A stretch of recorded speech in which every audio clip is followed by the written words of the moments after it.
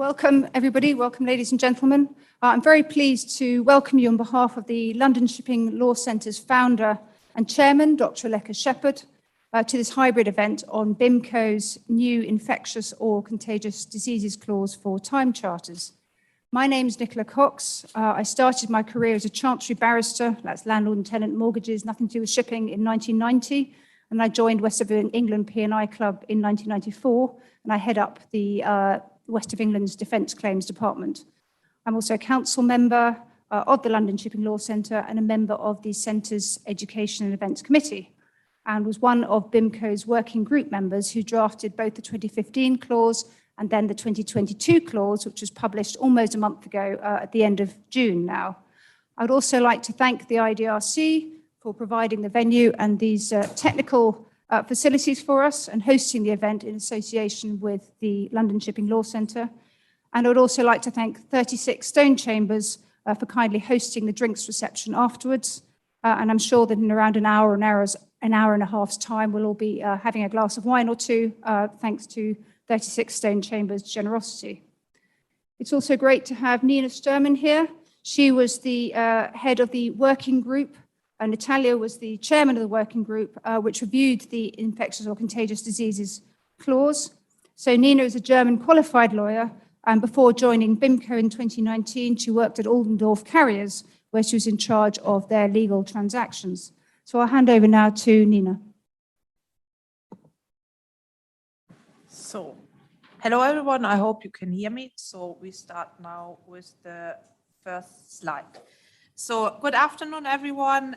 We have a great lineup of panelists today, and I'm very much looking forward to our seminar and webinar tonight, where we will discuss our new or revised BIMCO infectious or contagious diseases clause for time charter parties 2022, and whether it will provide contractual immunity against future diseases, epidemics, and pandemics. We will have a discussion later today where we will go through the clause and we will all introduce our different aspects on the clause. So before we start, for the people who are watching this online, please post your questions in the Q&A and then we will get to them at the end of this discussion. So now the first slide. Good. So I actually don't start with the clause, because when we prepared this seminar, I got a lot of questions from people who asked me, how do I actually get on a BIMCO subcommittee and how do you do your work? And I think this is something where the industry is really interested in and they really look for some guidance on this. So, and I think a lot of people would like to be on our groups and it doesn't seem to be really transparent. So first of all, we develop our BIMCO clauses on our own with the Secretariat, but we cannot do it alone, so we are looking for the help of volunteers. And they will help us then with their knowledge and experience. Together with these people, we set up what we call a working group or a subcommittee. And you can see here two representatives of this group. This is Nicola and Natalia, and they are like really typical for what we have. Natalia is working in an operator, so she's in the middle. Like she is doing chartering ships in and also then like having voyage charter parties out. And Nicola is working in a P&I club in charge of the FD&D insurance. These are the people we actually need when we establish a subcommittee. On top, we also have charters representatives, because it is important for us that the clauses are accepted in the industry. If we don't achieve to develop clauses that are also acceptable to charters, at the end of the day, they will not be used. And then we don't provide any help for the industry. So this is why we have then a group which is then equally balanced. And we also involve brokers in this group so that we have more or less in this working group represented everyone who is part of a charter party. So this is how we do it. This is the people we have. And it's usually 6 to 8 people we put together. This is a rather small group, but if we have tried with bigger groups, and then it's really difficult to find consensus. So then how do we find these individuals? First of all, we look for certain areas. We look for the industry we need to have. We also look for the experience, and we also try to cover a wide global area, so that we have representatives from Asia, from Europe, and often from Asia, and there's from America. So it's for us really helpful that we can do Teams meetings, because then you can just the people don't have to travel so much, and we also find people who are really commercial and have commercial responsibility. And that's also really important for us, that we work with commercial people, because we need the practical input. Our clauses are not made for lawyers. Our clauses are made for the ordinary operator and the ordinary person sitting in the chartering department. So that is really important, that the clauses are easy to understand. So it's we have also, when you see the group, we have, I don't know, when you see the paper you have in front of you, you can see that the people who were in the drafting group for the IRCD clause have a very practical and commercial background, and we didn't involve so many lawyers. The only one who was in the beginning a lawyer was Nicola. And this is, and Philippa, but she then changed jobs and went elsewhere. And this is for us, we use these P&I representatives or lawyers to make sure that the contract has the right, or clause has the right belt and braces and is legally sound. But as often in an in-house shipping environment, you see that the operators and the charters come with their ideas, and the lawyers ensure that it's actually working well. So that is how we are doing this. So then if you look at the 4 objectives we have to achieve when we are developing contracts and clauses, the first one is it has to be a compromise. The second one is we have to provide for clarity. The third one is consistency, and the last one is certainty.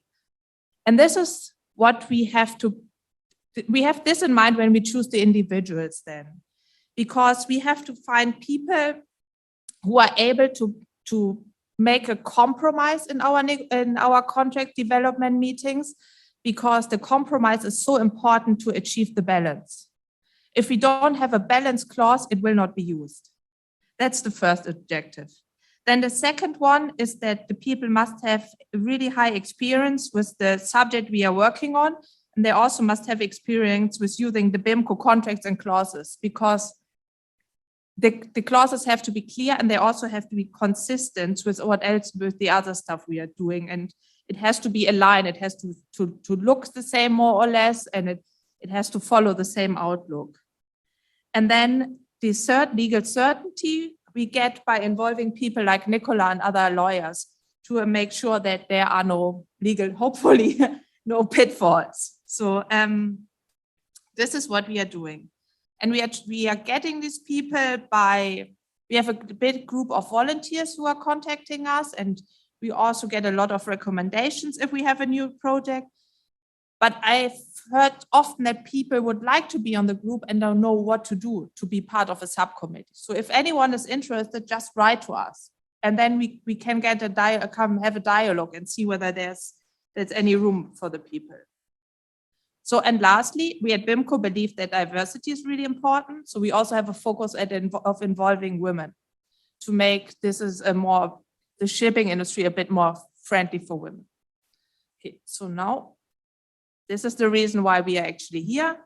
This is what are the reasons for the revision of the existing IRCD clauses. So we have not drafted a new clause. We have what we have done, our project is the revision of the existing clauses. We had both the clauses were drafted in 2015, and they were based on the situation we had during the Ebola outbreak. In 2015, we developed a time charter party version and a void charter party version.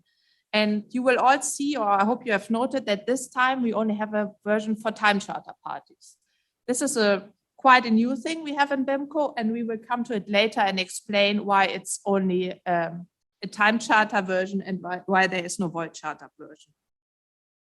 So the reason for revision of this clause was the feedback we got relatively shortly after the outbreak of the corona pandemic.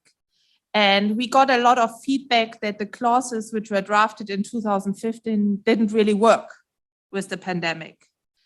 And this is because the clauses are based on an epidemic. and an epidemic and a pandemic are really, really different. We have, in 2015, the clauses were developed because the industry needed something to deal with, or like contractual tools to deal with the Ebola outbreak in Africa. But Ebola and other epidemics they have a significant lethality, so that the crew in that moment refused to call these ports. And for this situation, then back in 2015, it was considered the right thing to give the ship owners the right to refuse to call that port. But that has shown not to be suitable for the COVID-19 pandemic. And we have received feedback that the 2015 clauses were actually of little help during the pandemic because of the significant differences we have seen between a pandemic and an epidemic. The distinction between Ebola and COVID-19, so between an epidemic and a pandemic, was in the great majority of the cases, COVID-19 is actually not life-threatening other than Ebola. And trade continued in situations even when there was an outbreak, because the ship owners had like certain precautions. They had masks, they had like equipment, whatever. And this scenario that the owner can actually do something to prevent the infection of the crew was not covered by the previous clauses. And when you look, I hope you have seen the old clauses before, there's a definition of disease that worked very well for Ebola and other like very dangerous diseases, but for COVID, it created really great uncertainty. We were faced a lot with questions what in the beginning of the outbreak, but also throughout, is COVID seriously harmful to humans? It's still something that it's not really that clear. Another main difference between an epidemic and a pandemic is the impact the pandemic has. What we have seen with COVID is that it actually impacts the society because workers were quarantined or sick and normal life of ordinary people was disrupted. We saw that ports were closed because there were no workers. Ships were not allowed to berth to avoid infection of the population. Under the pandemic, we have seen that the ship actually is considered the risk by countries. We have seen that often in Asia, whereas in an epidemic, it's the other way around, that the crew and the ship doesn't want to go to a certain area because they are afraid of an infection. And this angle that the ship is considered as the risk was not covered by the previous clauses. Then there was a lot of discussions on the meaning of and definition of affected area. In the previous clauses that worked very well for an epidemic because that's a local outbreak, but for a pandemic, it's not workable because the entire world was more or less affected. So it was really difficult to get the right scope of the clause. And you can see that we went from a very local disease to something that was suddenly all over the world. Then the previous risk allocation mechanism, which we had for the epidemic, is also not suitable for the pandemic. The 2015 clauses has more or less one contractual remedy.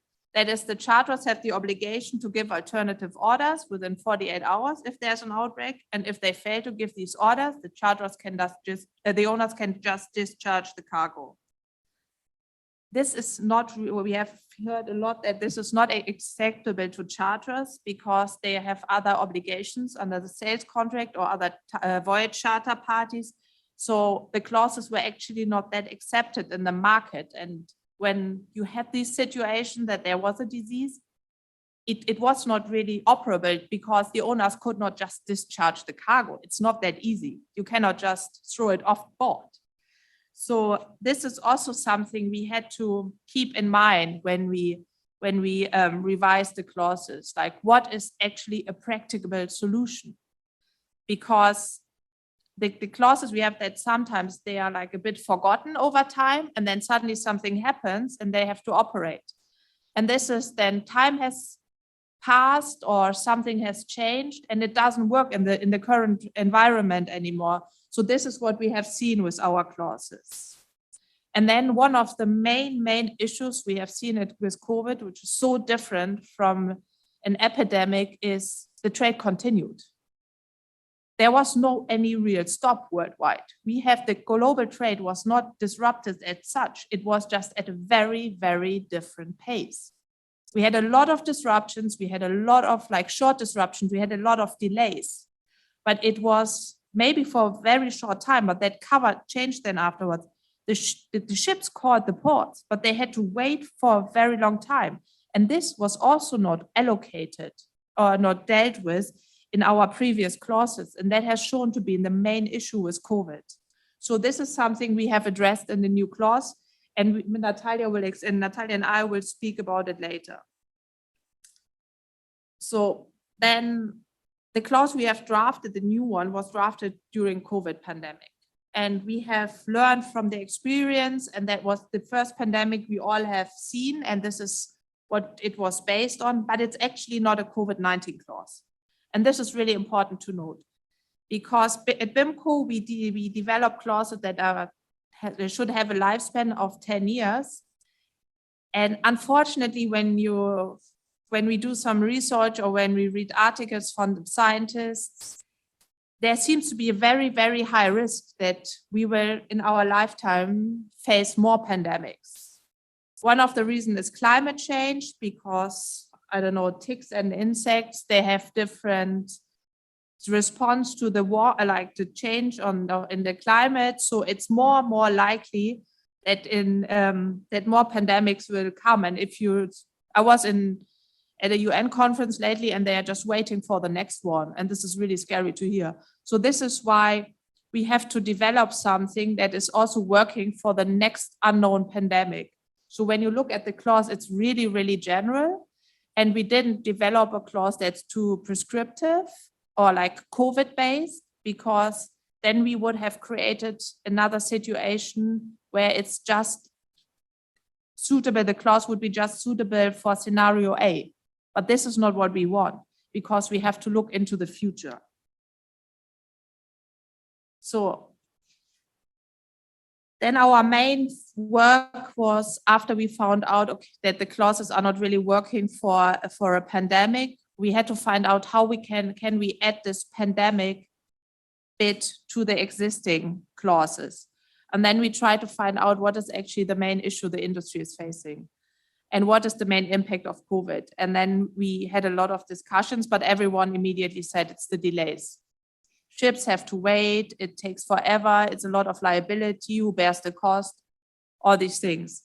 And we focused then on that, because we thought this is the missing element, and this is what the commercial people are interested about, and this is what we had to deal with to make the clauses acceptable to everyone.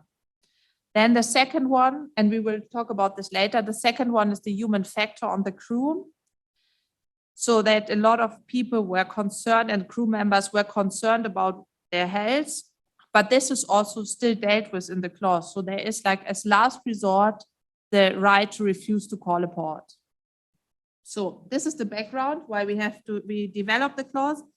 And now I'm having a little chat with Natalia. She is, as we said, senior chartering manager at Norton, and she chaired the BIMCO working group. And we will now explain to you, she has this very commercial background, and we are talking about the situation how they have faced and what was going on. So what was the main problems you have seen during COVID? Thank you, Nina. So in a room full of lawyers, this is kind of a big no-no to say, but on the chartering side, we experienced something that we call fix and forget. So when everybody came in 2015 and fixed this wonderful BIMCO IOCD 2015 clause, they left it in the charter parties and forgot about it. Roll around COVID, and it was absolute mayhem. It was sheer panic. I think every single one of us looked at each other and all of a sudden overnight had to kind of become our own lawyers, because not even our own lawyers could manage the onslaught of questions that started coming. It wasn't just that the clause itself was commercially impractical. It was just not even what we would call back-to-back with any of the current voyage charter parties that we had with our massive COA partners, or just even one voyage trip. So we found ourselves, even as operators or owners, sitting in the middle where owners would refuse to call a port where they had cargo, they were fully laden, or they were in the middle of discharge and they would just automatically leave the port without telling us. And charterers would be kicking and screaming because of course it's not back to back and it's not something that is in any way, shape or form the owner's onus to do so. But of course we have to understand that it's up to crew safety. I think as a result of this sheer panic, there was a lot of the confusion with the definitions. As Nina mentioned, disease, COVID doesn't fall under that category. Affected areas, the entire world at some point very quickly became an affected area. So yeah, there were pockets where I remember Italy, Spain, potential port closures. There was mass fear. And as a result of mass fear, a lot of charterers came to us and declared force majeure, which, as you can imagine, as an operator or even as an owner, you sit there wondering, is this even applicable as a force majeure? Some force majeure clauses only state epidemic. But of course, if the port closures and logistics issues, charters can try and finagle that angle. So I think in general, it was just a sheer amount of confusion that was in general not covered by the 2015 clause at all, and very unrealistic in the practical way that how in chartering we viewed it both at Norden and globally. I think very quickly we came up with ways of needing to work to figure out a way around that clause. So we would take charter parties and strip them of the 2015 clause altogether and just create hybrid clauses, which I'm sure our lawyers loved because that made it all the more difficult for them to figure things out. But we had no choice.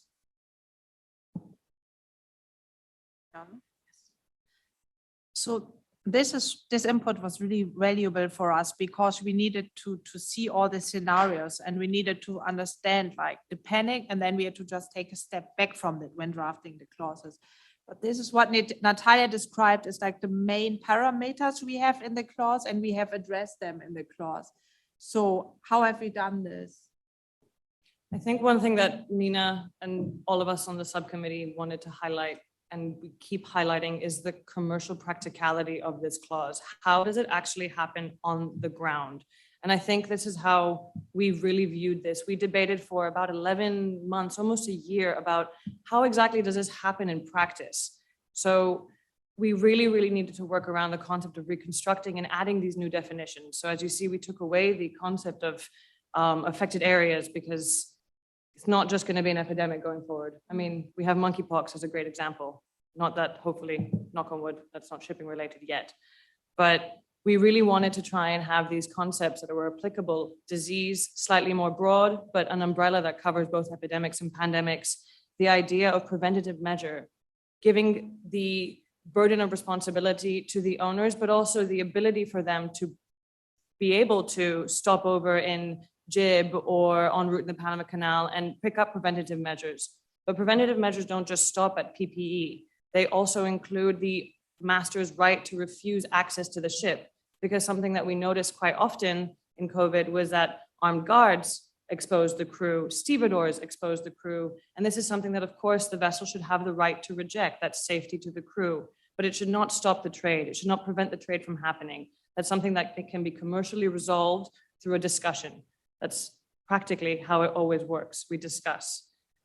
Another thing that was very clearly stipulated in this one was an on-off hire concept for the quarantine.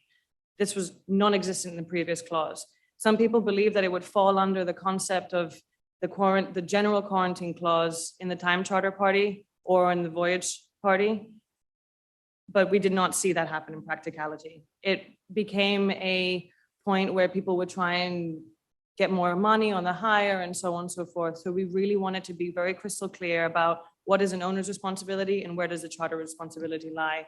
And I think having both the input of Vale, Oldendorf, and several other members of the society, of course, also Nicola and Nina, it was very helpful for us to see how exactly to allocate these on-off hire quarantine risks. The idea of the risk exposure notice, we'll come to discuss a little bit later. This is a very new concept. The idea of a risk exposure notice, actually, we created this word, but in practice, this is exactly what happens.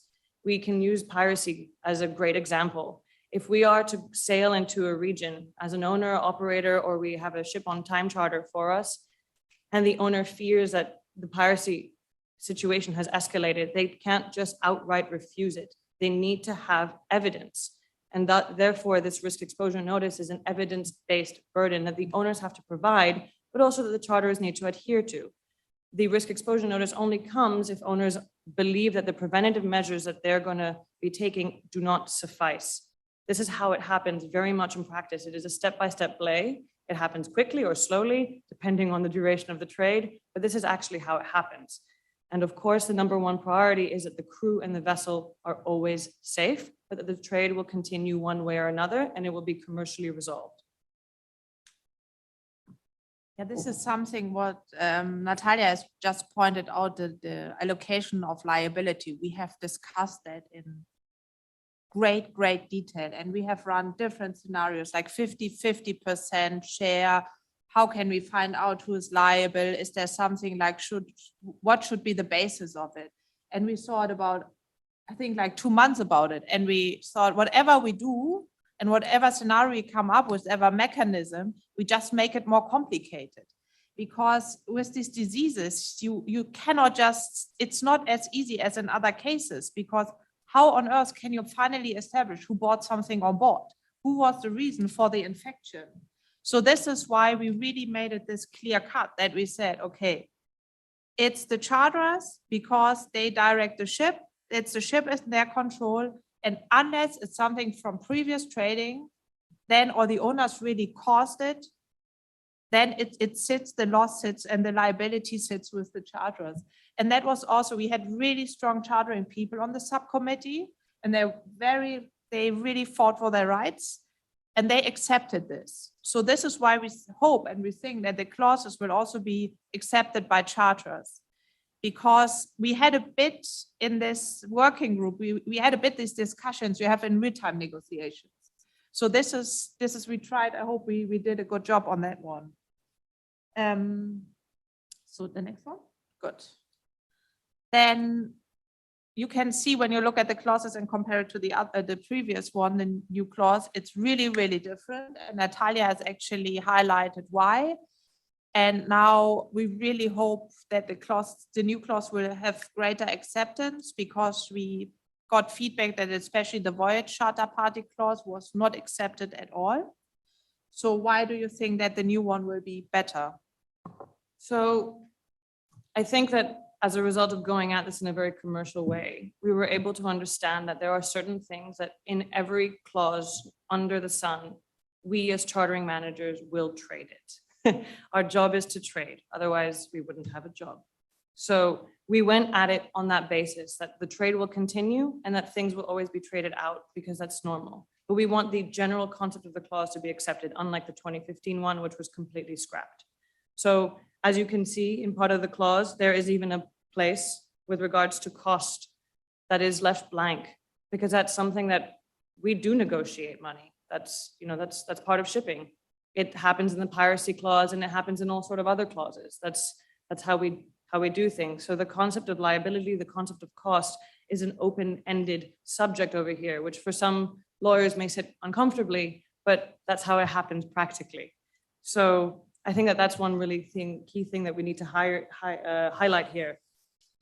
Another thing that we came quite head-to-head on during the 2015 discussions was this concept of time pressure, because we don't have that on voyage charter parties. We don't have really, the 2015 clause did try to stipulate it, but as Nina mentioned, none of our voyage charters accepted this. 48 hours to issue alternative voyage orders. We had charters, Vale, for example, who said that this is impossible. It's physically impossible to put pressure on shippers and receivers to do something like this, because they may not be able to. So you may end up loading the cargo and sailing, and thereafter receive alternative orders, or be proceeding to a port and potentially have to anchor and wait a little bit. But it's one of those things that pigeonholing a charter into the concept of 48 hours will end up becoming null and void.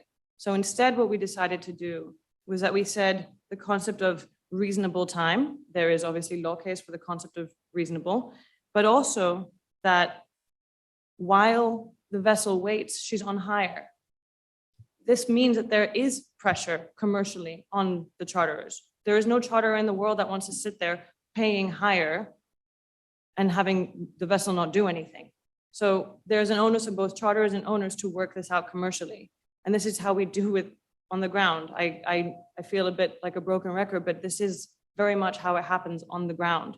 And I think that this, not only the clear allocation of quarantine responsibilities, this concept of a lack of set time, but more of a discussion, a commercial discussion, and also the idea that we have this risk exposure notice, as we explained before. I think all of these things combined actually really will help provide that this clause is incorporated into charter parties, is discussed, is used and viewed more reasonably than the 2015 clause. Yeah, on the reasonable time for giving alternative orders, we have to present all our clauses in our documentary committee. And we got a bit of feedback back then. What is reasonable? Shall there be no cap on it? And because if you look at it, it's not so super owner friendly, but then we thought this only applies in situation when there's cargo on board and the cargo has a value and the charterers have an obligation to do something with the cargo. So it would be really, really unlikely that the charterers just walk away from the situation if we thought it's not possible at all. So we then also, we also took this different approach this time, that we said, we just leave this clause open to the commercial people to fix it and find a solution. And we don't frame the clause too much, because all like the framing we thought about would be limiting, because what works for bulk doesn't work for tankers, and what works for coal doesn't work for grain. So we thought whatever limit we put on would actually be too limiting. So then the next one, and that's the last one for like the two of us for today, is we have not developed a voyage charter party clause. And as I said before, that's the first time in our BIMCO existence that we don't have back-to-back clauses. And developing the voyage charter party clause, or what we tried, actually took, I don't know, 9 out of 11 months. So, and now we try to explain why there is no such clause. So yeah, we weren't just being lazy and decided to push aside the voyage clause, but we did actually have a very wholehearted debate on the concept of whether or not this was applicable. We kind of came to the conclusion that at this point it would be very difficult to put in a voyage clause without hearing the reaction and feeling the reaction from the industry, because we would fall back into the same trap of the 2015 clauses, where we rolled out a TC clause that was incorporated, but the 2015 voyage clause in any single voyage charter party I read prior COVID never really had a 2015 voyage IOCD clause. And there was a reason for that. There was no charterer in their right mind that was willing to accept that.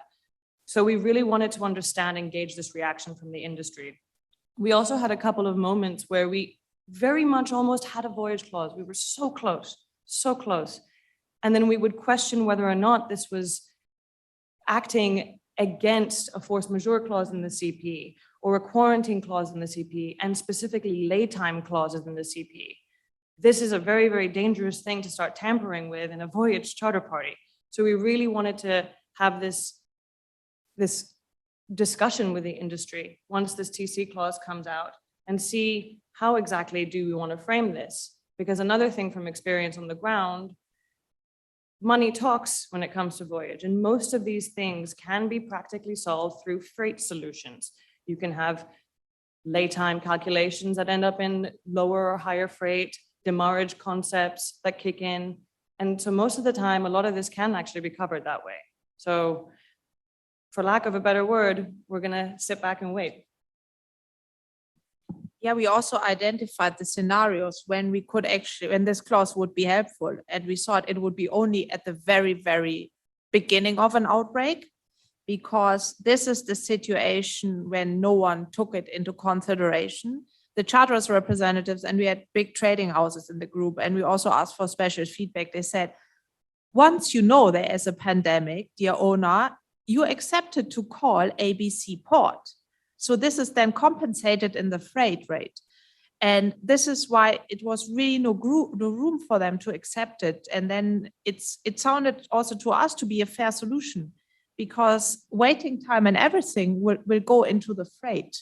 So this is, and then at the beginning of an outbreak, it was really difficult to draft such a clause, because we have then the interference with the force majeure thing, because it has to be something unforeseeable. And we have just in 2022 developed and published the BIMCO force majeure clause. So we also thought, and that also addresses pandemics and epidemics. So we thought there's actually no real gap to the industry when we have this situation. So I think then, thanks, Natalia, we are done. Okay. So now we go over to Nicola.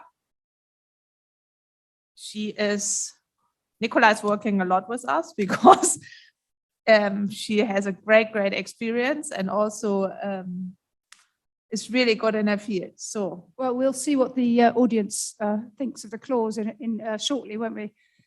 Thank you, Nina and Natalia.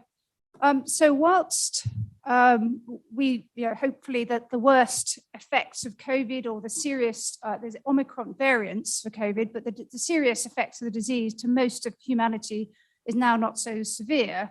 I think it's widely accepted, as Nina has said, that there is likely to be further pandemics caused by a mixture. You've got global warming, you've got intensive livestock farming, you've also got going into deforestation to virgin rainforests, all of which will expose humanity to new pathogens which the immune system haven't yet come across. And I won't go into this link now, because then I have to share the screen. It gets a bit complicated. But basically, I was showing one of the studies that's been done by the EU on the future likelihood of pandemics and where such pandemics are likely to stem from. So what I'm going to be talking about is three things mainly. Firstly, I'll give an outline of West of England's experience with COVID-related charter party disputes, so the FD&D disputes, and illustrating just one of our cases, and why, in my view, in using that illustration, using the normal NYP clauses really doesn't do the job. We really do need a bespoke clause to deal with diseases and pandemics that will apply to a range of circumstances. I'll also be talking about, although Nina and Natalia have done quite a lot already, with the risk of sounding like an estate agent, interesting features of the new clause, just going through it briefly, and also some of the alternative mechanisms we were discussing and why we didn't choose those. And then thirdly, on club cover, so during BIMCO's review and in the documentary committee, there was some concern raised about subclause D, which you'll see in the handout, is where the owners ask for new orders. So where bills of lading have been already issued, there's maybe cargo already on board, owners ask for new orders. Will that prove a problem for club cover? And if so, is there anything that can be done about it? So those are the three main planks of what I will be talking about today. So I start with the defence, West of England's defence. So again, this is not the P&I quarantine experience, this is the defence charter party disputes. So generally in December, so 6 months ago, we had 157 COVID-related defence files, which is just under 10% of all our defence files that are open at any one time. And those were spread pretty evenly between both charter and owner members, and also between all our offices, so London, Greece, Singapore, and Hong Kong, but not in New York, but the other offices. Luckily, fortunately, for both of our members and the club, most were small, they didn't cost very much money, and they closed quite quickly. So as at December, only about 50% of the files remained open. And then looking now, July, we've still got 78. It's not quite the same 78. But again, most are very small, modest in cost, so less than, say, $5,000, $10,000 net to the club. We have got a handful of large ones within the pipeline. One's been reported, document-only arbitration. We've also got one on an MOA, a sale and purchase of a ship, and also a couple which involve both defence and P&I. So you've got delay, and you've also got P&I quarantine costs that the owners want to pass down the charter party line. So that will be a mix of FD&D and P&I. And so, as I say, there is a real need for a bespoke clause, because without a bespoke diseases clause, the usual approach in a time charter say is the off-hire clause is one of the clauses mainly used under NYP clause 15. So you get in the event of loss of time from deficiency or default of officers or any other similar cause, and you may have with, without whatsoever. And if you have whatsoever, then that's against owners because it widens the pool of potential causes that may mean the vessel's off-hire, preventing the full working of the vessel, payment of hire shall cease. And the case that's very often quoted here is back in 1997, the Laconian Confidence on the off-hire clause. So there, it's sort of very much treated and it's trotted out, I think, in virtually all our cases on off-hire. But there, I mean, the facts had nothing to do with disease. In that situation, the vessel had actually was completed discharge at Chittagong. She'd loaded 100,000 tons of bagged rice, and there was just under 16 tons of bagged rice residues, rejected cargo left on board. And the Chittagong authorities didn't allow the vessel to sail with these 15.75 tons of cargo on board. And she was then waiting at Chittagong port for 18 days until Chittagong authorities finally allowed the ship to sail, and I think they dumped the cargo overboard. So there, in that case, the arbitrators, so the question was, for those 18 days, was she on hire or off hire? In that case, the arbitrators found in the owner's favor, the ship was on hire. They say that the delay did not inevitably arise from the nature of the cargo damage, if there was damage, or for the cargo rejection, but the delay arose from the remarkable reaction by the local Chittagong authorities. Charters appealed, but Mr. Justice Ricks, as he then was, upheld the arbitrator's decision, so he upheld it in owner's favor, and he said, as it says here, I would, however, observe there are two interrelated concepts. One is a typical off-hire clause does not cover an extraneous cause, and the other is that a vessel cannot be off-hire unless there's some defect or incapacity of or in the vessel which affects her working. And Mr. Justice Ricks observed that affect her working or full working the vessel doesn't just mean physical, it can also be legal, and it cannot, the incapacity doesn't have to relate to the vessel herself. It can be legal and physical, it can be internal to the vessel, or it can be external due to extraneous causes, for example. And here, in that case, he said, by reason of the interference of the authorities fulfills the requirements preventing the full working of the vessel, at least if the authorities' interference is not totally extraneous. So there's an emphasis on that. And again, he said any other cause does not cover an entirely extraneous cause. For example, the interference of authorities unjustified by the condition of the ship or cargo. So you get a case on off-hire and on-hire, which is trotted out in nearly every single one of our off-hire disputes, which has nothing to do with disease. And it's certainly also a very long time ago. The other clause that's often trotted out is the NYP clause 8, the employment clause. So again, the vessel basically will be under the orders of the employment of the charterers as regards employment and agency. And here, the case that comes out is the Bergesund in 1993. In that case, the tribunal held in, so here's another tank cleaning case. In this one, the vessel's en route to her load port. And then she arrived at the load port, the tanks weren't clean, and further time had to be spent. And the question was, in that time, whilst the vessel's holds tanks were being cleaned, was that on hire or off hire? So again, nothing to do with disease. Interestingly, there, the arbitrators found in favor of the charterers, saying that therefore the ship was off hire. The first instance court also upheld that, but the Court of Appeal, and there one of the barristers for owners there was Bernard Ricks QC, the person who was then a judge in the Laconian Confidence 4 years later. The Court of Appeal overturned and found it in favor of owners. So even though the ship wasn't ready, her tanks weren't clean, she was not off hire, she was on hire, because the service required, the Court of Appeal held, was cleaning the tanks, and clearly the crew were cleaning the tanks. Therefore, she was on hire and time counted. So going sort of, as I say, most of our cases on off hire use these cases and these clauses in the NYP Charter. And going briefly through one West of England defence case, again, we've got the clause 15. There wasn't whatsoever, so it's in owner's favour. And there was also additional clause 45.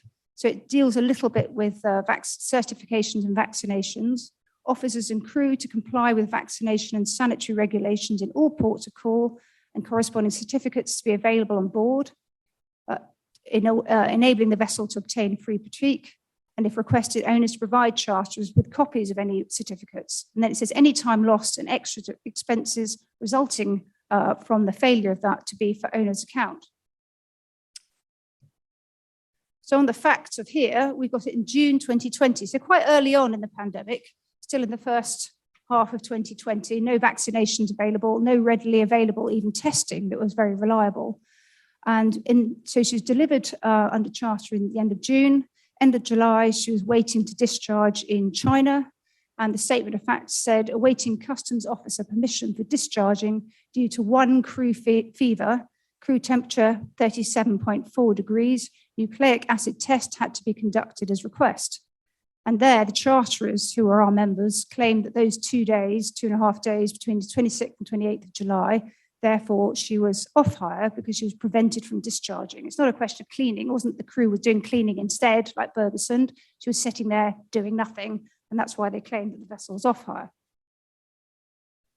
So here, charterers there, who was our members, said clearly the delay was linked to or due to the health of the crew on board. There's no allegation it was, for example, that any COVID had been brought on by charterers agents like a supercargo or a stevedore. And also, don't forget, it was the early on in 2020. Everyone's super worried and anxious. There were no vaccinations, hardly any testing. It was in China. And then also, as charterers said, there wasn't a BIMCO clause, which said it was very much perceived as owners' friendly clause. So if the BIMCO clause wasn't in the charter said, therefore, parties must have intended that if there was this type of delay linked to COVID or suspicion of COVID, it must have been intended that owners would bear that time, so it should be off hire.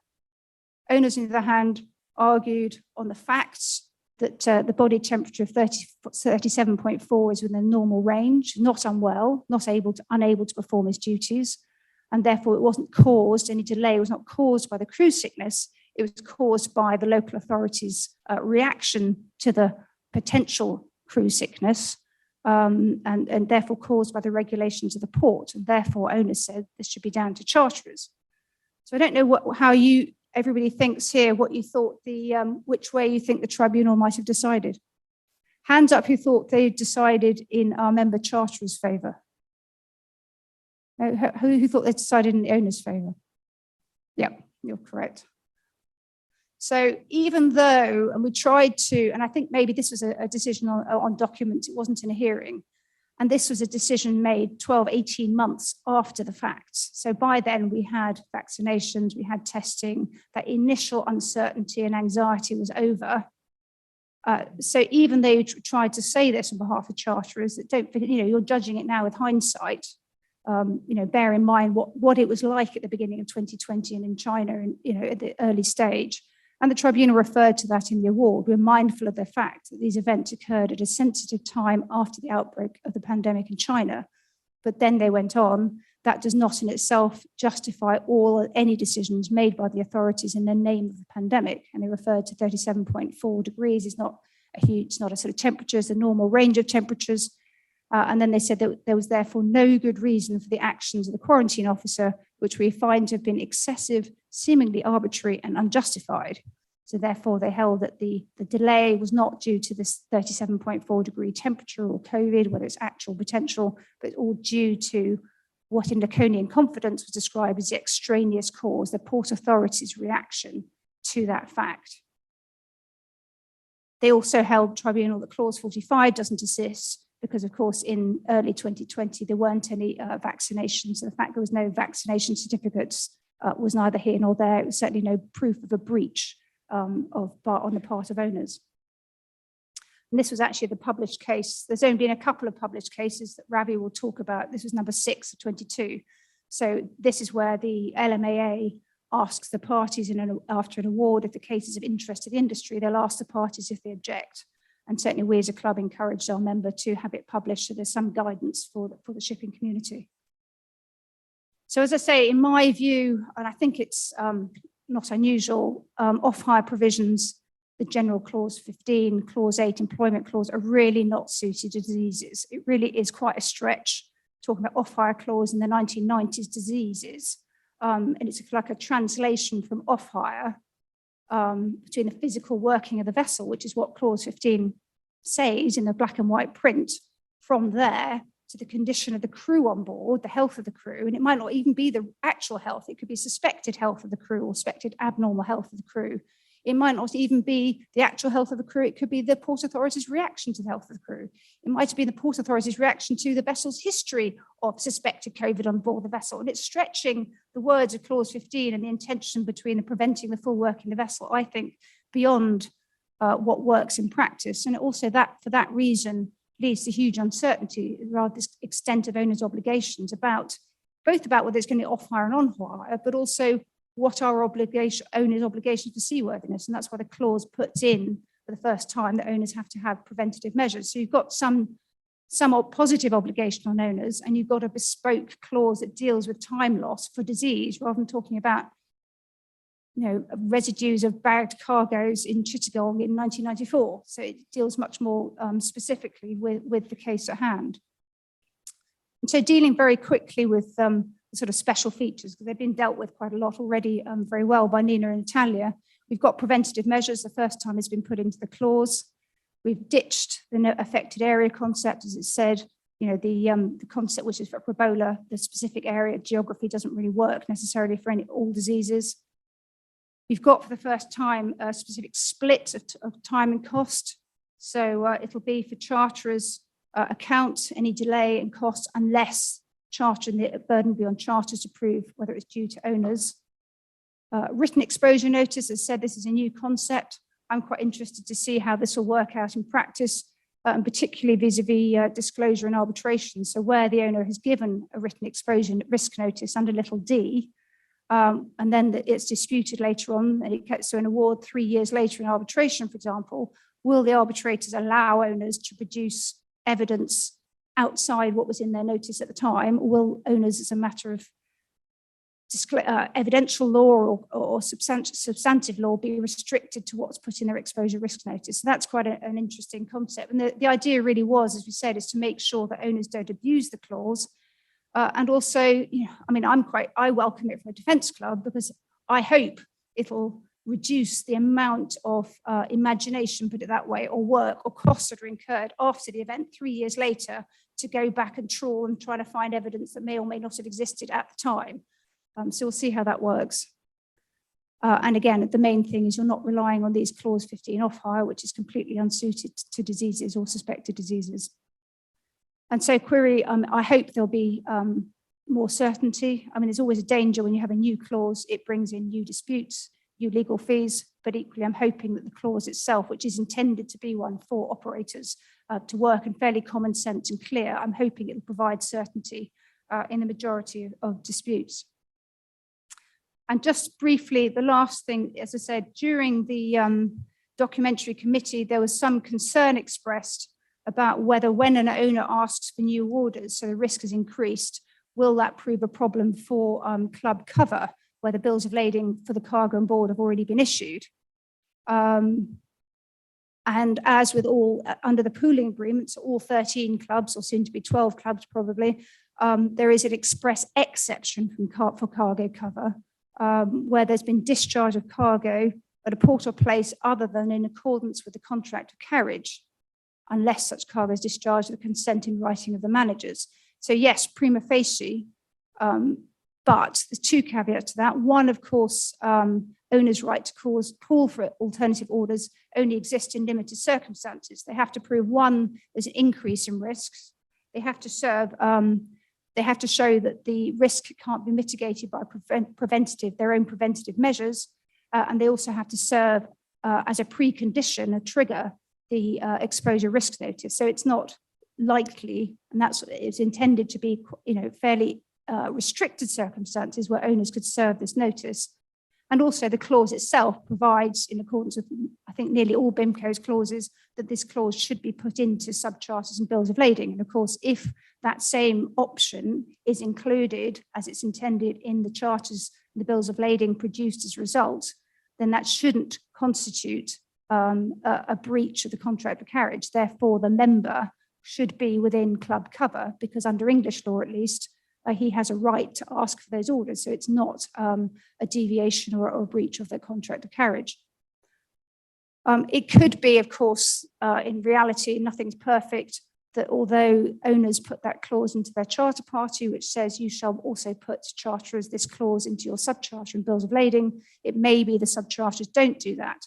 And so in that situation where owners ask for new orders and she sails to Newport, discharges the cargo at a different port, it may be that the cargo receiver produces the claim against an owner as a carrier, that the member will be in breach, that the owner will be in breach of the club cover. But the owner would have a discretionary claim to the Class 1 committee. It's a majority decision, not a unanimous decision. And there is available what we call ship owners liability cover, but it's available for owners and charterers for an extra premium where you're delivering cargo, discharging cargo not in accordance with the bill of lading or on the front face of the bill of lading. You can purchase additional cover certainly from West of England, either in the market or under our in-house, as it were, liability cover.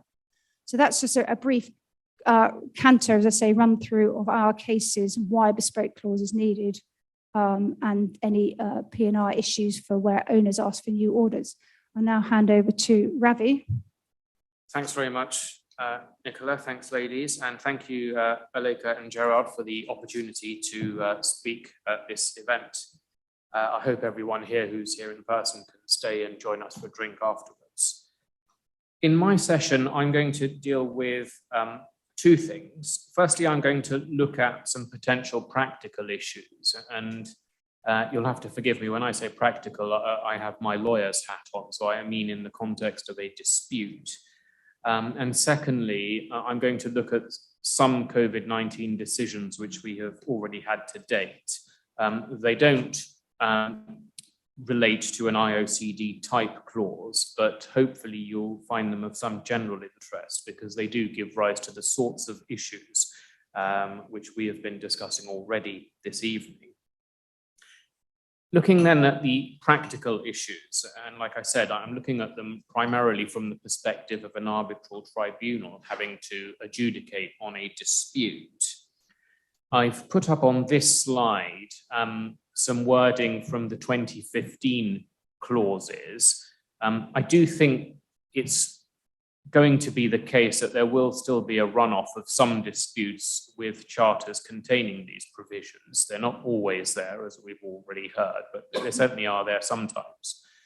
And you've heard my co-panelists speaking about the affected area. I've just put on this slide the definition in the 2015 clauses about what an affected area is. And you'll immediately see there are at least two issues with this wording. The first is, it refers to a risk of exposure, but there's no mention about the degree of risk which is necessary.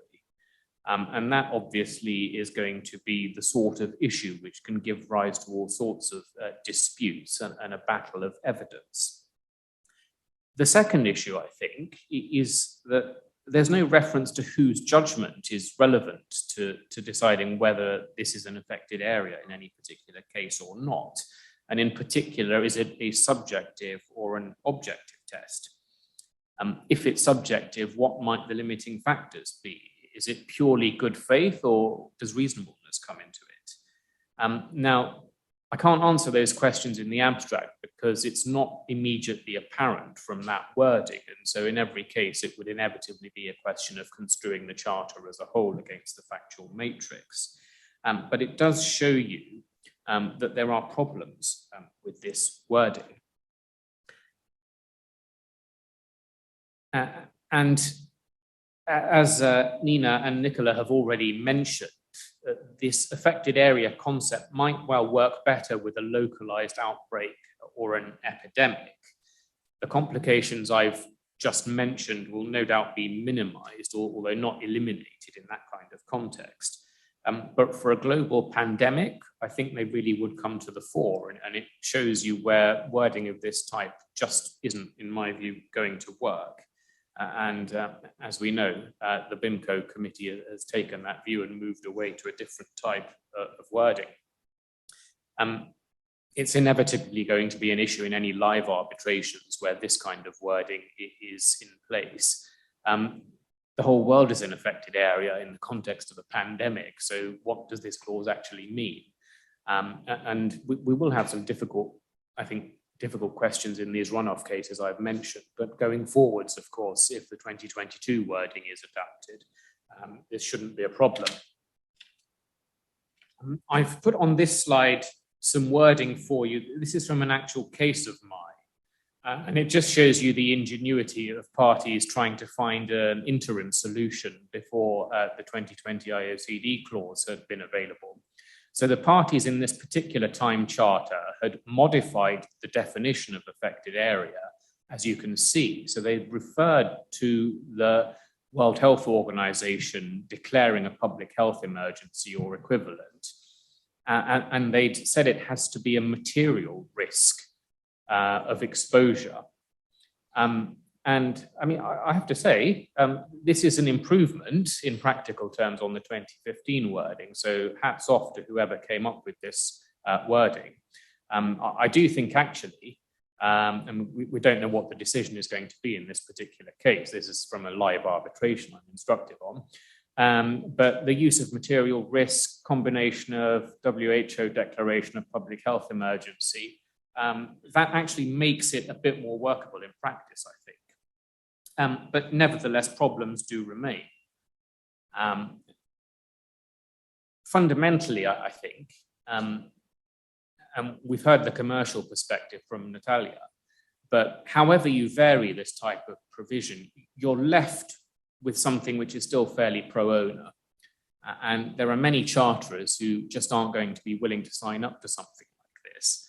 And one of the things we have seen with the 2022 wording, I think this is pretty uncontroversial, is an attempt to achieve a much more balanced regime, which both owners and charterers can perhaps live with.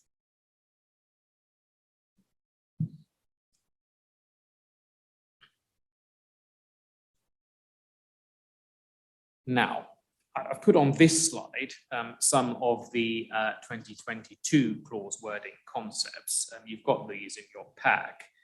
And these phrases and definitions do, I think, alleviate many of the concerns I've been speaking about. From a commercial perspective, as I've mentioned already, this is a bit more balanced. And some of the areas of uncertainty as to degree of risk and whose judgment is to be considered do have some answers in this wording, I think. Where we see the exposure risk notice, meaning a written notice from owners to charterers of a risk of exposure that includes supporting evidence thereof, that makes quite clear that owners have to contemporaneously carry out an inquiry and support their written notice with evidence. That seems to me to import two things. Firstly, it's got to be something which owners do in good faith.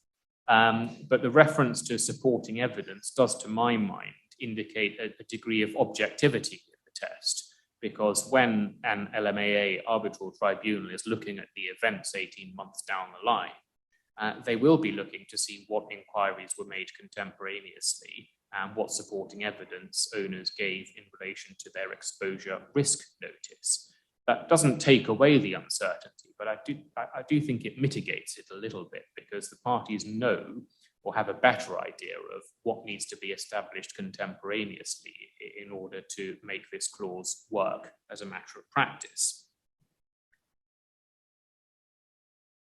And as I've said in this slide, I do think taking a step back and looking at this, a test of risk of exposure which cannot be avoided by the taking of preventative measures and the evidence-backed exposure risk notice, it does have the feel of being something which is more readily understood, quantifiable and demonstrable by objective evidence.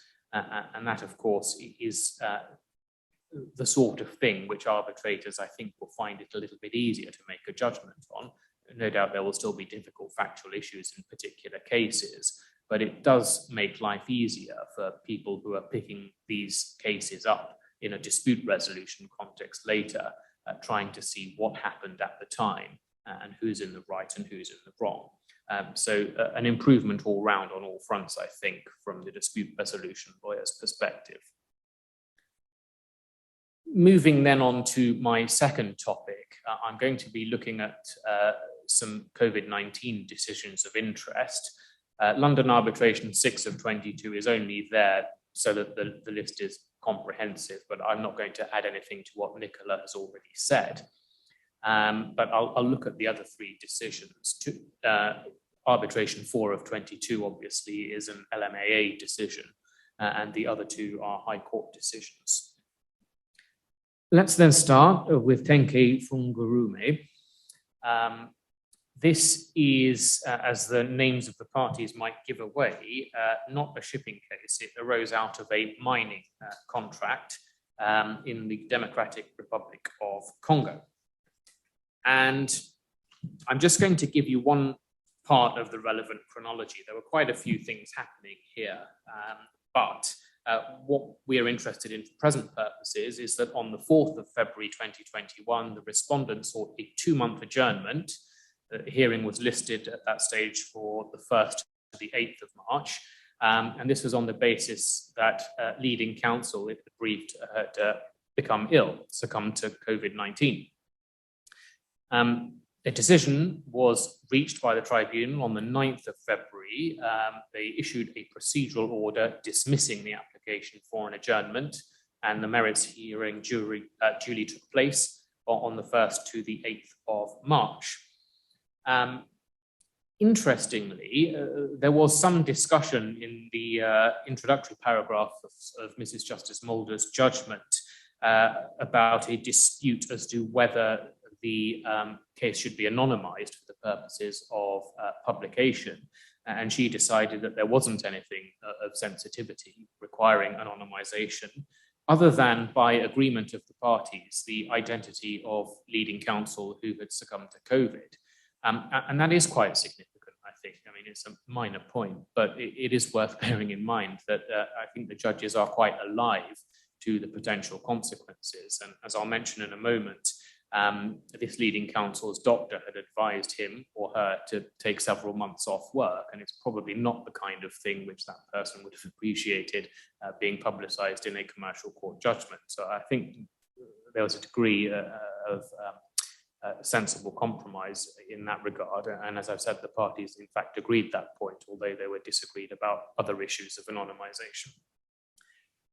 Coming back to our particular decision, on the facts, Mrs. Justice Mulder looked at the following. The respondent knew by the 25th of January of the difficulty that leading counsel had, and had it got its act together at that stage, if it really took the view that leading counsel had to be instructed, there was time to instruct someone else for a hearing commencing on the 1st of March.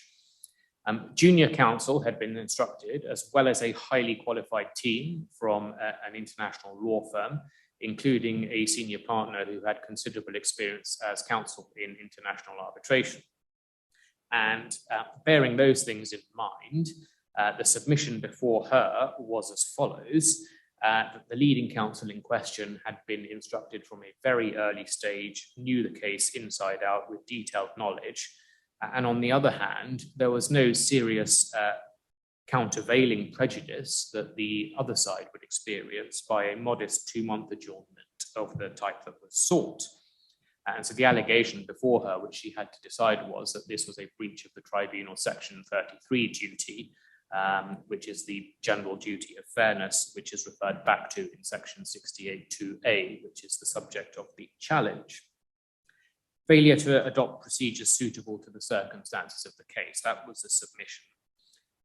But she said no. As I've mentioned already, there was knowledge by the 25th of January that this issue was in the arena, and at that stage, there was time to find somebody else. She also took into account the fact that the other team members were able effectively to substitute the work between themselves. And she took into account also the fact that the particular contract, the arbitration agreement that gave the tribunal jurisdiction itself, mentioned the general desire of the parties to deal with any disputes expeditiously which arose. Hope I've got enough battery power. And the tribunal, having indicated at an earlier stage that it was generally not minded to adjourn, because there were other issues which were raised as well, the respondent, in Mrs. Justice Mulder's view, should not have been surprised that the tribunal didn't adjourn. Highly qualified team, time to get another leading counsel if that was really necessary, and although it wasn't done in the event, the other team members were able to step up to the plate. In terms of how the commercial court, of how Mrs. Justice Mulder dealt with the decision, I don't think there's really any surprise here. It's, one might say, the typical sort of Section 68 point, which an aggrieved arbitration party tries to run and inevitably fails on. But there is an interesting footnote here. This didn't arise in a maritime context. It was institutional arbitration. And there was, in this particular type of case, and given the firms involved, much more of a tradition of solicitors conducting the advocacy in the arbitration. I wonder, had this been an LMAA case where there isn't the same tradition of solicitors doing advocacy and a more regular and general reliance upon the traditional pattern of briefing barristers, I wonder if an LMAA tribunal on these same sorts of facts would have reached the same decision in relation to the adjournment. I think whatever decision they had reached, or they might have reached in this hypothetical, would have been upheld by the commercial court. That's not the point, but I wonder if their decision in the tribunal would have been the same. I'm not aware of any LMAA cases of the same type which have given rise to a challenge in court yet, but we shall see. Let me then move on to arbitration 4 of 22. This was an NYPE trip time charter. Carriage of coal from Indonesia to China. You can see where this is going, can't you? And really, when I read this judgment at the time and read it again for preparation for today, I couldn't help but think this was a really startling example of how logic can sometimes be thrown out of the window and entrenched emotions and end up taking you to a place you really don't want to be. So what happened was discharge port in China, 3 pilots boarded at the pilot station. The third officer had a contactless infrared thermometer, the usual uses for which apparently were measuring the surface temperature of objects, food perhaps for preparation. It's not the kind of instrument which is primarily designed for taking human temperatures. Nevertheless, he used this on the 3 pilots, and the readings apparently were in excess of 37.5 degrees Celsius. In light of which, the master asked the pilots to have their temperatures measured with a traditional, the LMLN report says mercury thermometer. I'm not sure anyone would want to put mercury in their mouths anymore, but that's what we're told happened. Lo and behold, the pilots refused and disembarked. This all happened within about 10 minutes. No chance of them sticking a bulb of mercury in their mouths. The pilotage company then said, well, the master should simply have relied on the fact that temperature readings were taken at the pilot station before embarkation. Although there is a note there, it's not clear from the report at what stage that information was actually passed on, and indeed whether it was passed on before the event. But in any event, the pilot company then refused to send further pilots on board until the owners issued a formal apology for the master's actions. Who'd have thought? So anyway, what happened was there was a lot of toing and froing, and this ended up as a 9-day off-hire claim because as a result of the pilot's actions, the vessel missed her opportunity to berth and so had to wait for the next opportunity to come up. So it was a not insubstantial dispute financially. And you can read the report, it's in the Lloyd's Maritime newsletter. The tribunal was very plainly unimpressed by the conduct of the various parties. You can see the quote I've put up there. But where did liability lie? Well, two issues were raised. Firstly, Charteris said the vessel is off hire under clause 15. This is a default of officers and a putting back. There was also another clause which referred to putting back in a slightly different context, which was raised. And alternatively, Charteris said breach of clause 8, owners have refused to follow our lawful instructions in relation to employment of vessels by failing to allow the pilots to remain on and navigate the vessel.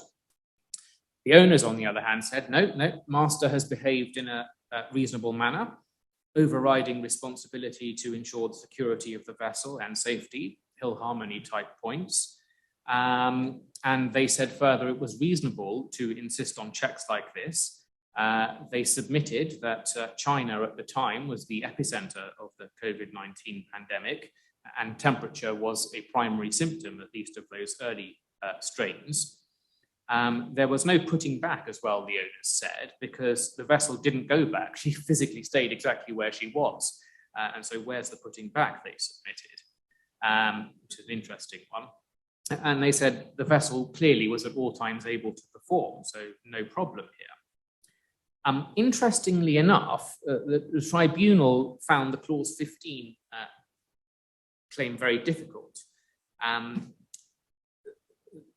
They did mull over the point about whether this was truly a putting back, because the vessel didn't go back anywhere. She was simply stuck where she was.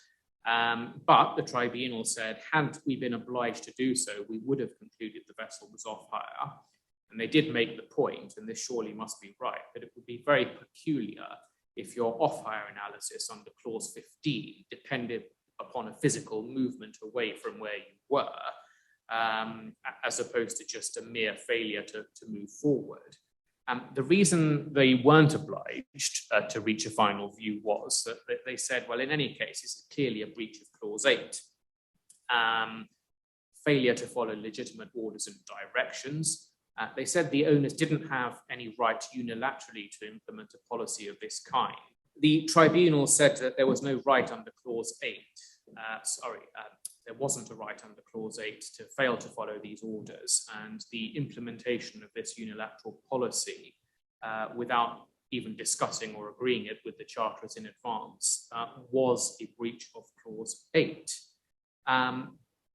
The tribunal, interestingly, I think they were alive to the fact that this was one of the earlier decisions on these types of issues, which were going to arise in many similar arbitrations. They were satisfied that the owners genuinely held a concern, but what they said was that they went about dealing with it in a crude and ineffective way, to use the tribunal's language. And in particular, there was no attempt to check in advance whether the pilots would be tested before embarking. That they thought was quite significant. And there was no forewarning of the pilots of any intention to take a temperature reading on board the vessel. They were also critical in relation to the use of the infrared thermometer, which was not designed to take temperature readings of this type. They were critical of the pilotage company. This is interesting. And they said, well, the pilotage company could have done more to have explained that readings had been taken in advance, so that before the pilots embarked, that they were given the all clear. Like I said, it's not entirely clear from the report whether that information was in fact passed on to the owners or not. It seems that it wasn't. Instead, in the words of the tribunal, the pilotage company adopted an unhelpful and contrary attitude. But, of course, this was not the charterer's fault.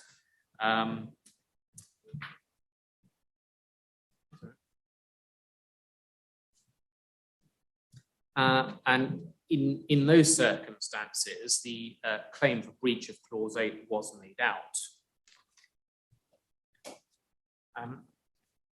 I'm going to move on to my final example, and hopefully the slides will be resurrected shortly. This is a case called the Shagang Giant.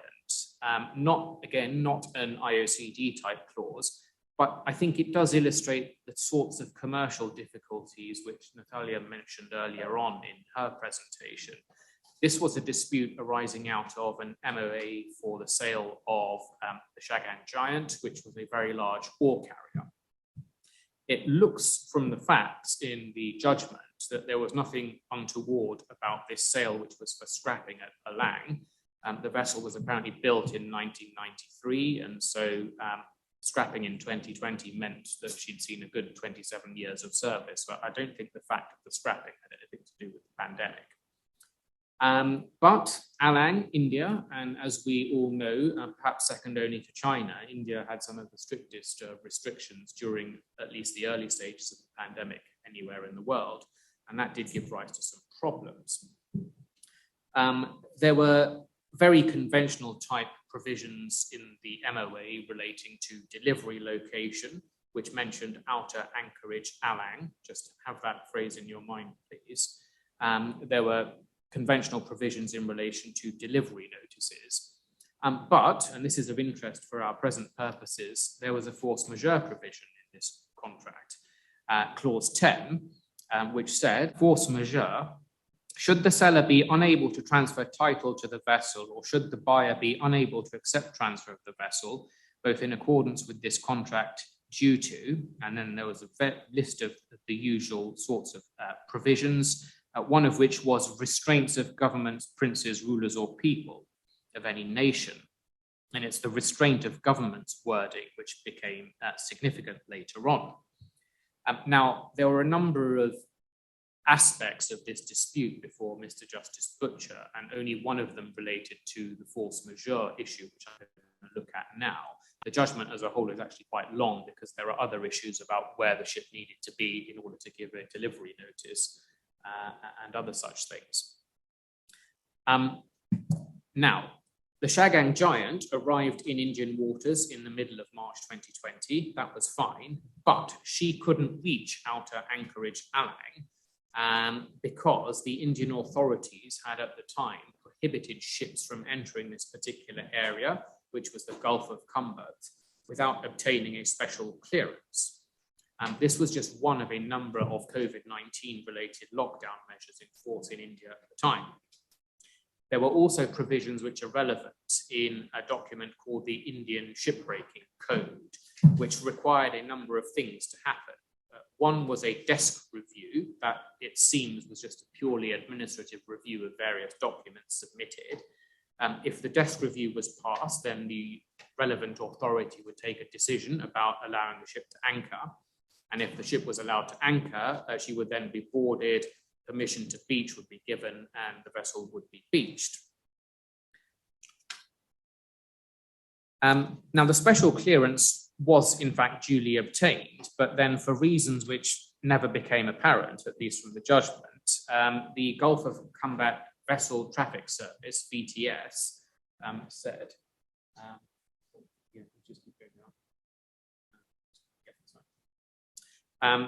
said, to stay outside the VTS area without giving any reason or explanation, as I've mentioned. So although the clearance was obtained, she still couldn't get to outer anchorage Alang as required by the delivery provisions.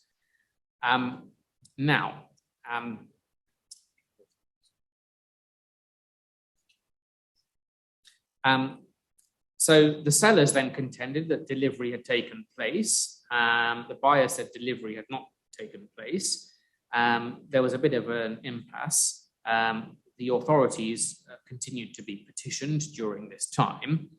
And the chronology then moved to the 24th of March.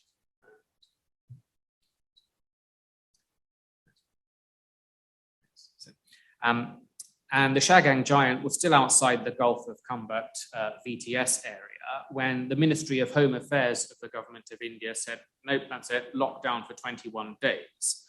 And this was quite strict. The offices of central and local government should be closed with certain exemptions. That was the wording of this particular measure.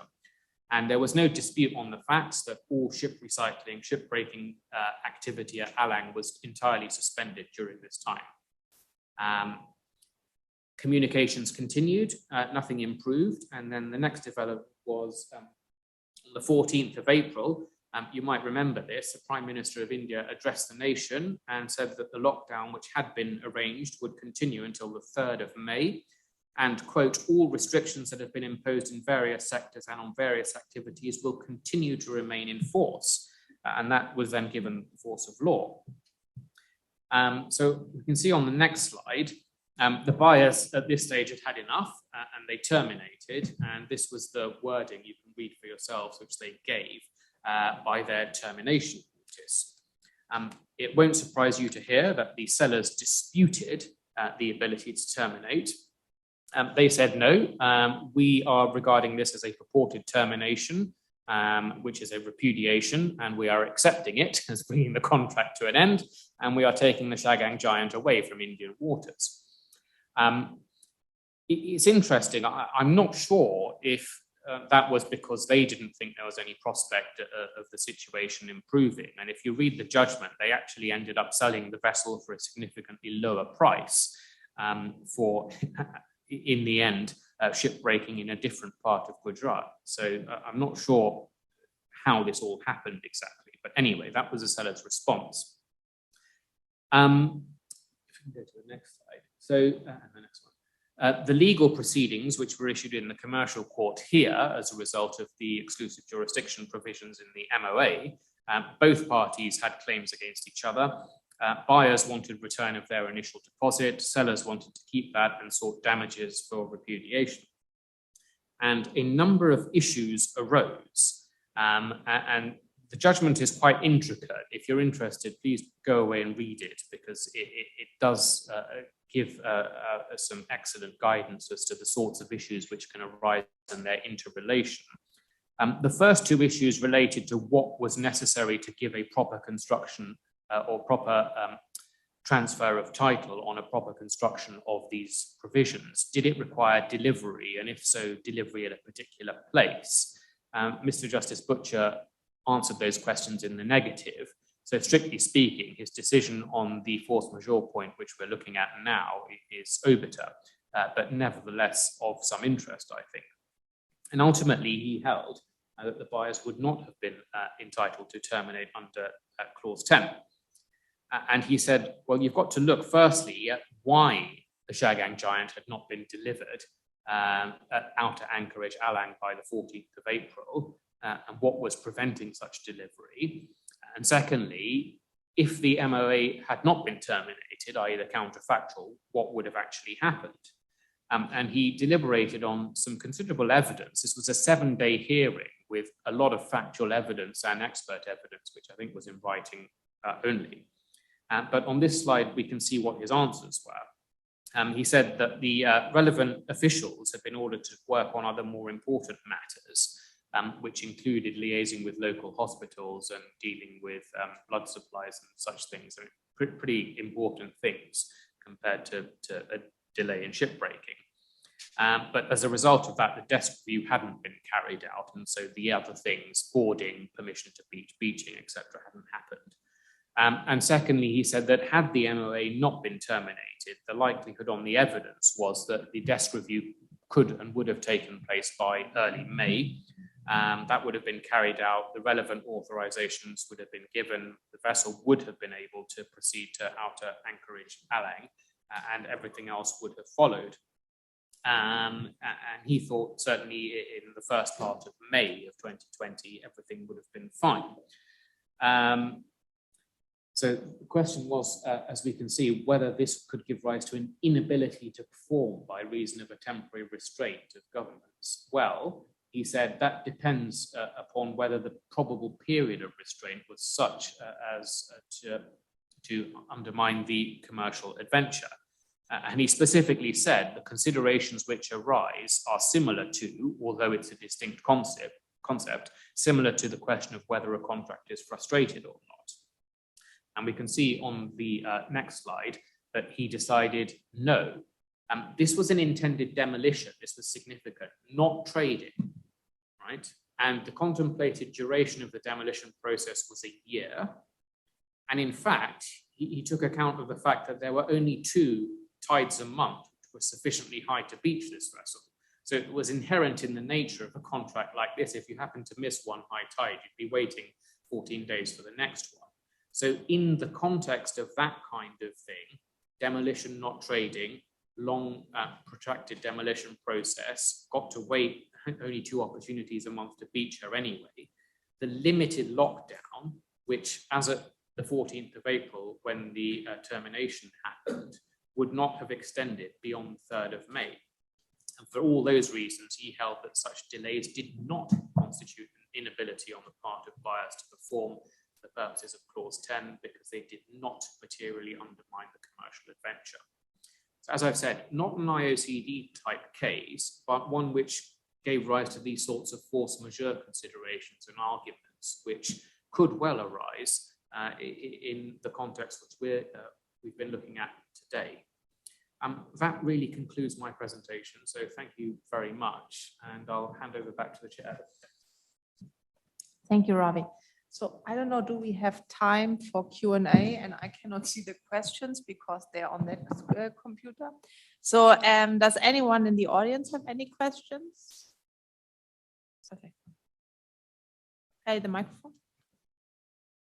Hi. So one of the issues that we had arise quite a lot during the COVID pandemic is basically charter parties concluded while the pandemic was going on. And then shortly after the charter party was concluded, COVID cases rise in one of the ports where charterers want the vessel to go. Owners say, we don't want to go to that port. And charterers say, well, no, you concluded the charter party after COVID had already happened. You've accepted the risk of COVID in these particular ports. So you can't rely on the old clause D, I think, in the BIMCO clause to turn back. And the solution prior to the 2020 clause was in Paiwan Wisdom / Product Star. And that basically said, if owners have concluded like a normal worldwide trade charter party, they haven't accepted the risk of COVID as it was at the conclusion of the charter.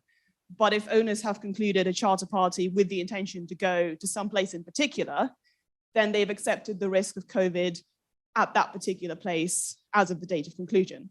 So in that latter case, owners would have to prove there was a material increase or a significant increase in the risk of COVID. And just looking at the BIMCO, the new BIMCO clause, it says that risk of exposure means a risk of exposure to a disease which arises or substantially increases at a port or place, whether such a risk existed at the time of entering into this charter party. So my question was, is the intention of the clause to sort of reverse the Paiwan Wisdom Product Star general position, where the default for a worldwide charter is you don't accept the risk as of the date of conclusion, but the position for a charter with a specific intention to go somewhere is you do accept the risk at those ports.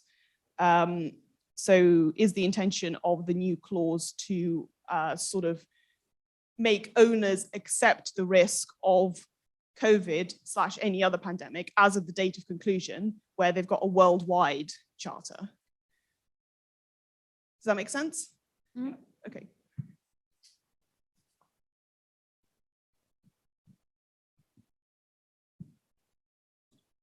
So you can. So this is, first of all, it's really, really important to note that this subclause D you're referring to should just apply in the extreme circumstances. So that's the last resort only.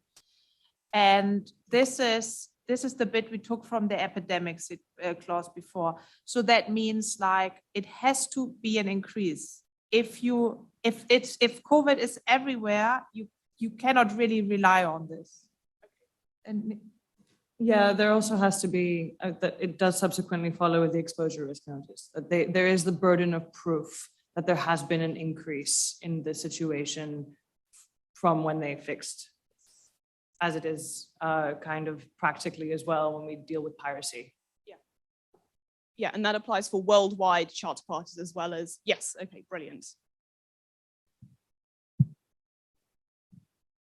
I was also going to say, also in the case where owners don't ask for new orders, but there's just, she's delayed anyway under little b, no, under C, if in connection with the disease, the vessel's quarantined, refused submission or otherwise delayed, then it's the time she remains on hire and expenses of the charter's account, unless charters can prove that that delay or refused admission is due to a pre-charter party risk or problem, say with the crew or whatever it is. So you've got that division as well. Even when she doesn't go to a new port, that's how we've split the division of liability.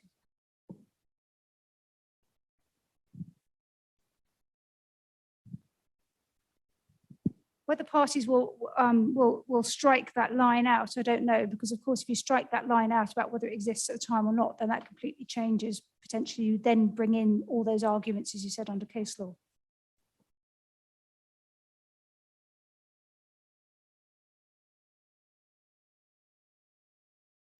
This is going to be a difficult question, Robert. It's going to be two questions. One for Ravi about risk exposure notices, where you said that the fact that one needed to produce evidence indicated that one needed to behave reasonably. And I was wondering just what sort of reasonably this was in terms of a contrast between having a reasonable thought process at the time, as it were, what one might say in other contexts, on reasonable grounds, as against what Tyr did in the Triton Lark in relation to Con wartime, which is it reasonable in terms of the facts, whether or not you had them in your head at the time? You, Ravi, seem to me to be saying the first, reasonable grounds, and the explanatory note seems to be saying the second. But there's also a larger question, if I might, about the clause as a whole, which is, it seems to be actually accepted that there aren't going to be corresponding provisions in voyage charters. It's commercially unacceptable to try to do that. But the clause still uses, forgive me if I say, the old formula, that it all has to be incorporated down the line, even though you know this is never going to happen in the real world. And wouldn't it be better to try to put a provision in the clause to deal with the situation down the line that might actually correspond with reality? What would you suggest, Robert? How do you want to achieve that? This is like a really nice one, then you are like on the hook forever. This is because we thought about it a lot, especially this incorporation provision. And we know from practice, I worked for a long time in-house. If the charterers and the guys in the chartering department cross it out, this incorporation provision, because they say no one is ever doing this. But we have the insurance problems then on the other side. So you're really describing one of the main issues we had and one of the main difficulties we had to overcome. And we thought about it for a very long time, how we can address that we have this theoretical approach, which no one does in the practice, but we cannot just let it out because we have to deal with the insurability of the clauses. We at BIMCO, we cannot create insurance gaps. So the actual thing, what we thought would happen in practice is before people do these accept alternative voyage orders and go somewhere, they reach out to their clubs and then they would arrange for the insurance. So it would most likely not be a problem in practice. So this is a bit, but you're really directly pointing to one of our problems. Can I answer a moment? You asked me how I would do it. Now, I have not thought about it in detail to draft it, but where I'd probably go if I had to draft it would be to say the bills of lading almost certainly don't say she's to go to port X. They say she's to go to port X or as near thereto as she can safely get. So what I might do in the clause when I was dealing with risk exposure notices would be to put it in terms of the master's opinion as to whether she can safely get into the port. And then it would tie in with something that, with any luck, is actually there in the bills. Now, I'm not suggesting in any way, shape, or form that that's foolproof. You can't put it into a clause and then sue me if it doesn't work. But it is a direction in which I might have tried to go because it relies on something that's there in the bills. And if you'll excuse me, I want Ravi's answer to my question about reasonableness. I do want to make a point that we did actually bring up the concept of the safety provision several times, and we decided against it because it can actually end up, how to say, tampering with other provisions in the charter parties. So it actually was thought through. Yeah, thank you, Robert. I think the answer to your question is it is a sort of Triton Lark analysis for two reasons, not just because the committee in the explanatory notes say that's what they were trying to achieve, but I think that's what they have achieved if you look at the wording. The exposure risk notice itself doesn't make any reference to reasonableness.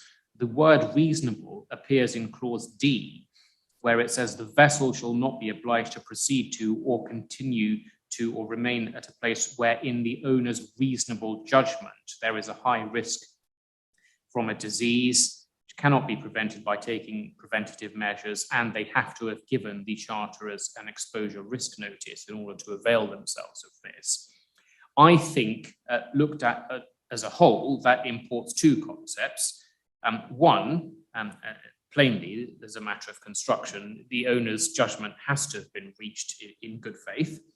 And I don't think anyone could seriously argue against that. But in relation to reasonable judgment, that does, to my mind, import an objective standard. They have to make their inquiries. They have to look at the risks, and they have to make their notice referable to the supporting evidence which they have concluded and obtained. So I think it is an objective standard. Obviously, good faith is part of that, but it's got to have been objectively reasonable. Where the issue may arise, and Nina, I think you alluded to this, or Nicola, you alluded to it, I think, is what happens if you have scant evidence at the time. And by the time you get into your arbitration 18 months or 2 years down the line, it turns out that the picture has changed. I suspect the answer to that, which most LMAA arbitrators would give you, is as follows. They would say, well, we can't look at hindsight for something like this. We've got to look at what reasonably would have been available to a hypothetical reasonable owner at the time, and what inquiry should he have reasonably made. If it turns out that his decision was correct, but based upon insufficient material, i.e. factually they got to the right conclusion, but they didn't really have sufficient evidence to back it up,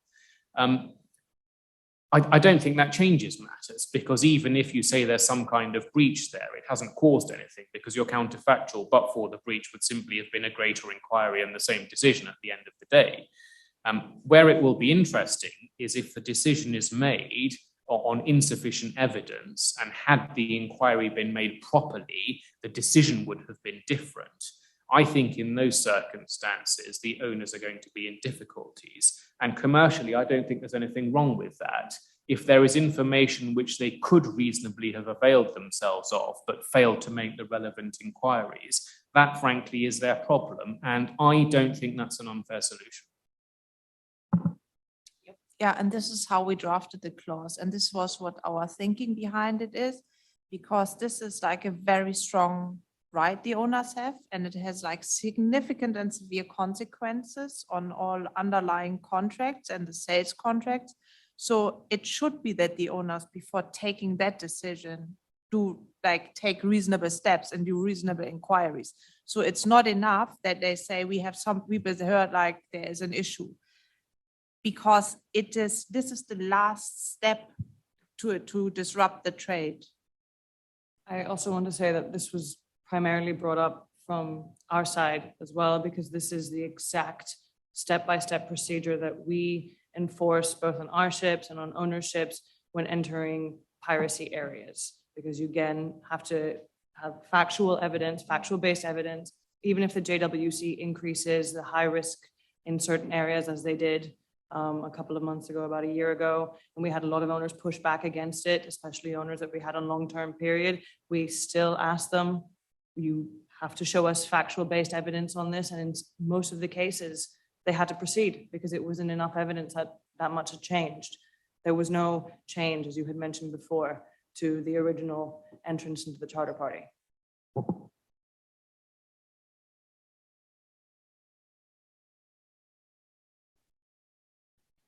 Do you think there is any scope for subclause C to be construed as the charterers can be liable for the so-called blood money if a crew member dies as a result of contracting the disease due to ports called at the charterers' orders, or I mean by saying blood money, it could be disability or medical expenses or something like that. Thank you.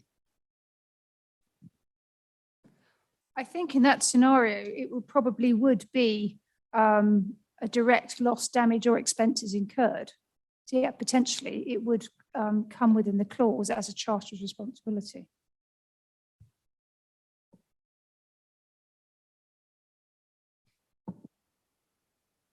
From my side, the only query I've got on C is if in connection with a disease. Anything kind of theoretically could be in connection with a disease. I think you're going to have arguments on that. It doesn't, obviously, we didn't want to say if it's caused by the disease. That is an area of ambiguity where I can see that arguments could be made on both sides.